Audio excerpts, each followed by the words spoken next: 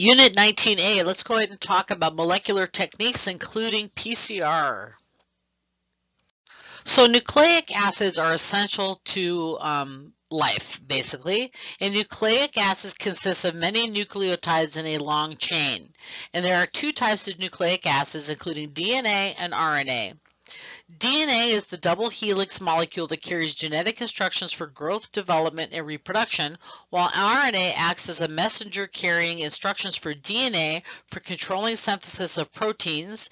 Single-stranded, shorter chains of nucleotides would be how you would describe RNA. Humans have 46 chromosomes arranged in 23 pairs, and of course one pair are the sex chromosomes. And genes are sequences of DNA carried on a chromosome that encode information for the translation of nucleic acid sequences into amino acid sequences that result in the production of proteins. Whew!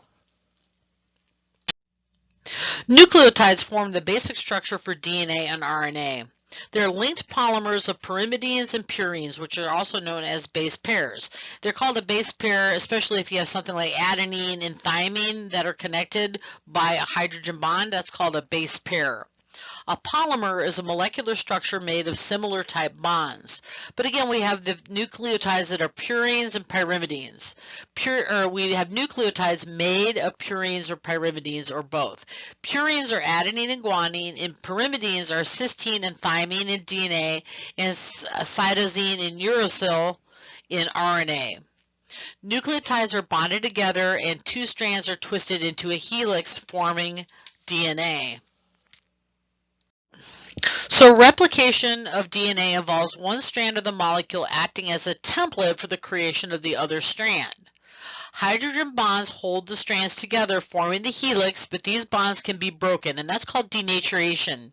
Denaturation, and we're going to talk about that in PCR. They can also spontaneously rejoin, and that's called annealing, and we'll talk about that in PCR as well. Functional proteins are made from DNA through transcription and translation. We have RNA, which is easily replicated, and there are three forms: messenger RNA, transfer RNA, and ribosomal RNA. Okay? Messenger RNA conveys genetic information to the ribosome, while transfer RNA mediates recognition of the codon and provides a corresponding amino acid. A codon is basically three base pairs in a row. Ribosomal RNA makes proteins from the ribosome. One of the greatest advances ever in medicine is PCR, or polymerase chain reaction. It can actually amplify a single copy of DNA into billions of like copies in 25 to 40 cycles. The principle of polymerase chain reaction is that we take minute amounts of specific DNA and amplify it so it can be further analyzed.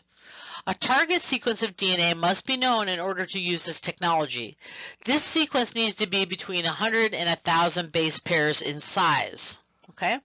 A short portion of that target section of DNA is used as the primer.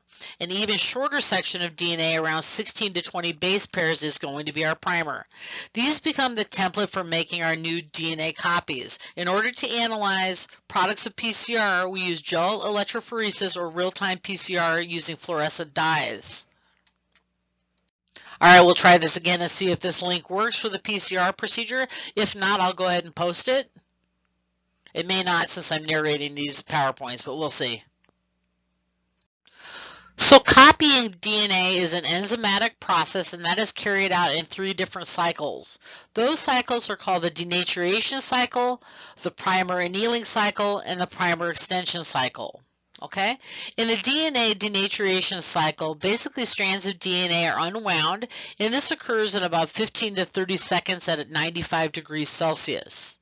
The primer annealing cycle takes place at about 45 to 65 degrees Celsius, and that takes about 30 seconds. And then finally, primer extension is to make more products by adding the enzyme Taq polymerase at 72 degrees Celsius. New nucleotides are then added. Okay? Having gone through these cycles, specific DNA doubles exponentially. 30 cycles of amplification is typically the mean number of cycles for adequate DNA amplification in order for us to study that a little bit of DNA a little bit more specifically.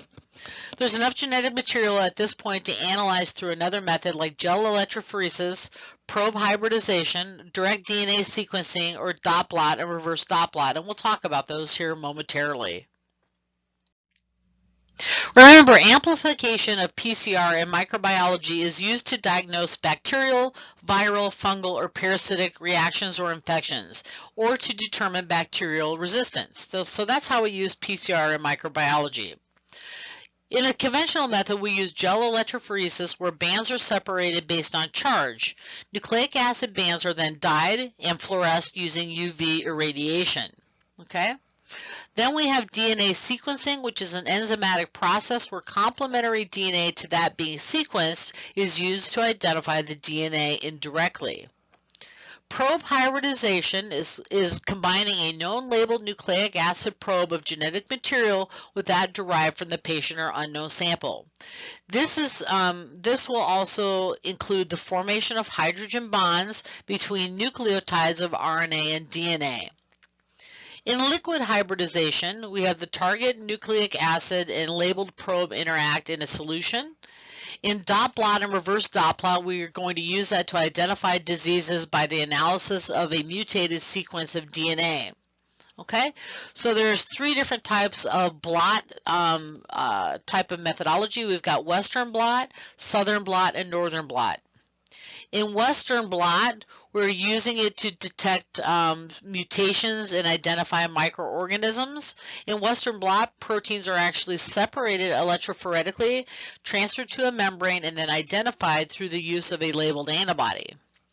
In Southern blot, DNA is denatured and the fragments are separated by electrophoresis, and the fragments are added to a membrane and radiolabeled.